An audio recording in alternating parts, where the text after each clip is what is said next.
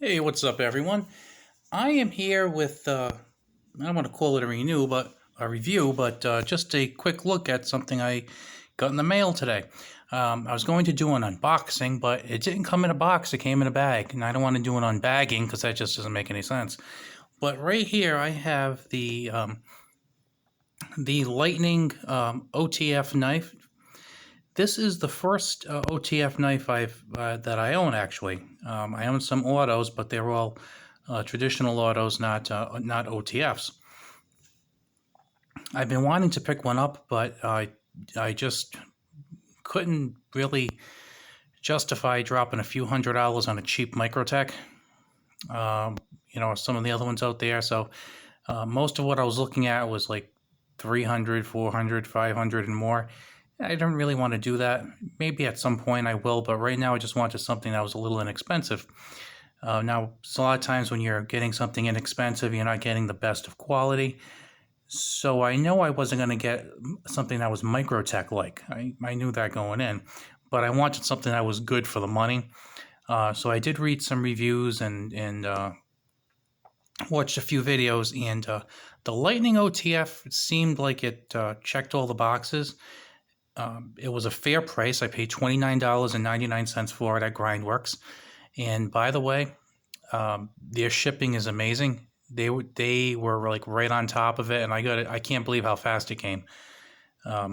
So lots of credit to them. And it wasn't a lot for shipping either. It was $3.99. So very good there. Like I said, pretty good knife. So it was a little stiff when I took it out of the package, with it being brand new. The action is, pretty decent. It's probably, I can't really compare it to, like, say, a $500 Microtech because I don't have much to compare it to. As some guy who's never had an OTF and now has an OTF, I'll tell you it's pretty darn cool. I like it quite a bit. As you can see, you have the Lightning logo at the top.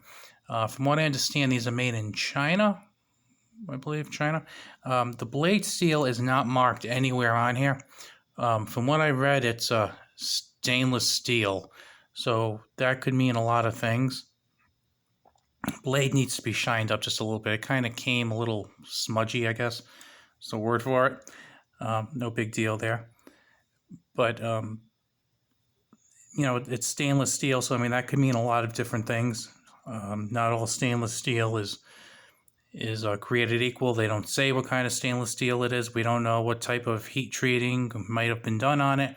So all that stuff is kind of, a mystery. But like I said, it's $29.99, so I figure from the good stuff I've read, I'll take a chance. So let's take a few measurements of this thing. So just the blade we'll measure from this part that juts out a little bit, is just a hair over 3 1/4 inches. Just a little bit, like maybe 3 3/8, I would guess, right there.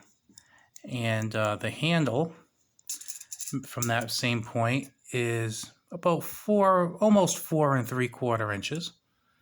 So it's pretty good in the hand. And the overall length is just about 8 inches.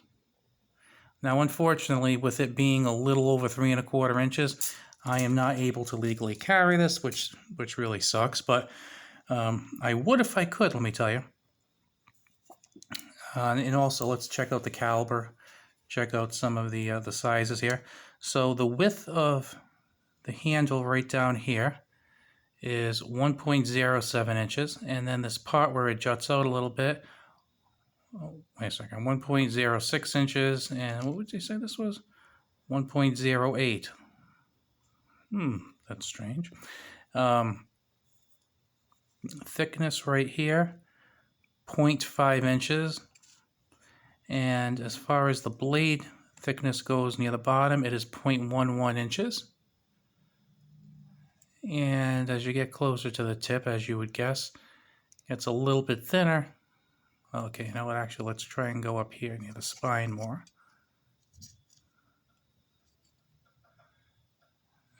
0.10, so I couldn't get right to the top. Okay. Another thing, If you look in here, there is some texturing here. It almost kind of looks like fake leather. I don't know how well it's coming out on there, but there it is. That's better. It looks kind of like almost like a fake leather. You can feel the texture a little bit, but not a lot. It's not super grippy at all. Has very little texture. The thing that helps it a lot, though, is that there is some jimping on the side, for lack of a better term. There is some jimping here, and there's jimping in here. So this actually does a lot to help you get a good grip, which I guess is the most important thing because of the way it's open.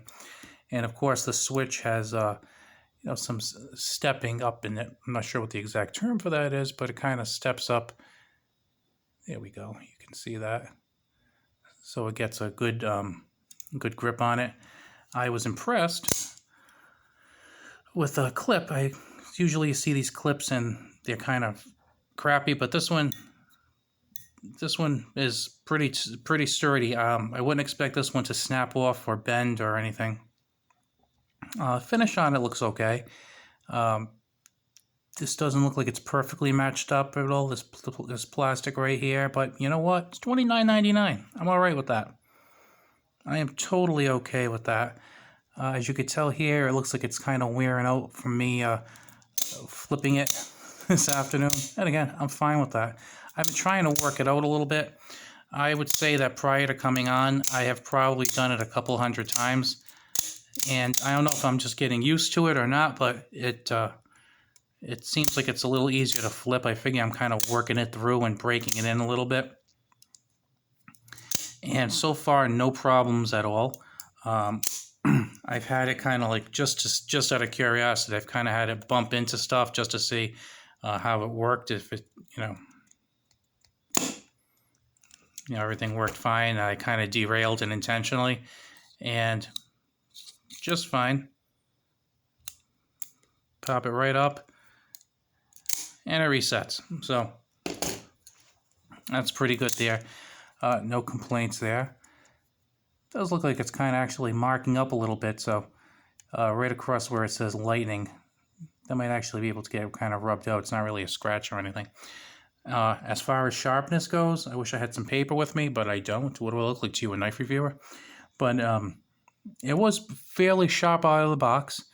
It came in a cardboard envelope, and it sliced through that with no problem at all. Now, it wasn't the thickest cardboard or anything, but it did a nice job. It certainly exceeded my expectations for this knife. Now, I'm not trying to say this is, Microtech quality or anything, which I gotta tell you, I don't even really know what Microtech quality is because I've never actually handled one, or for that matter, a Benchmade OTF. But I will tell you this, I am extremely happy with this knife for $29.99, $3.99 shipping, and some sales tax, so $36. I wouldn't rule out buying another one, to be honest with you. My only thing, and this really I can't call it a complaint because it's just their line, is I wish you had less than a 3-inch blade, because I would actually love to carry this, but I can't because of the ridiculous knife laws, because I guess they figure you're going to be some kind of a criminal gang member if you carry an automatic knife or a knife that's over 3-inch blade. You actually can carry an auto where I live.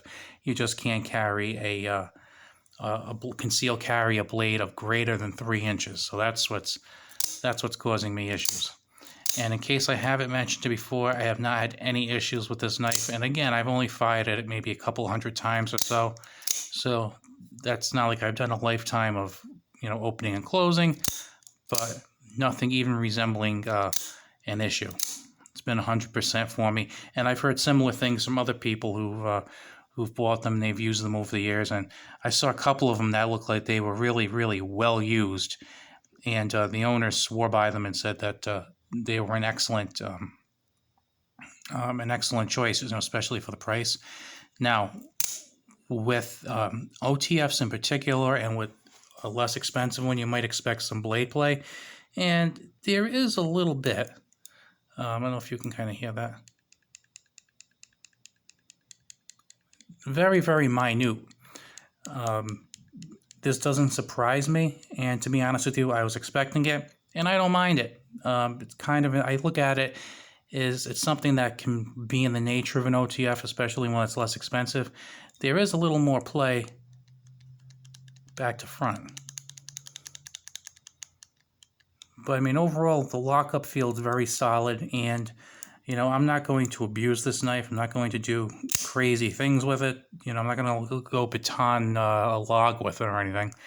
I mean, this is realistically, this is going to be opening envelopes and boxes, cutting up some larger boxes, maybe some strings, some rope, whatever. That's what this is going to do, and I think it will shine for those activities. Now, as far as the steel, it's a little bit of an unknown, but I'm not expecting a lot out of that. So I assume that it will require a little more regular maintenance than a normal, you know, blade that's in a higher quality steel.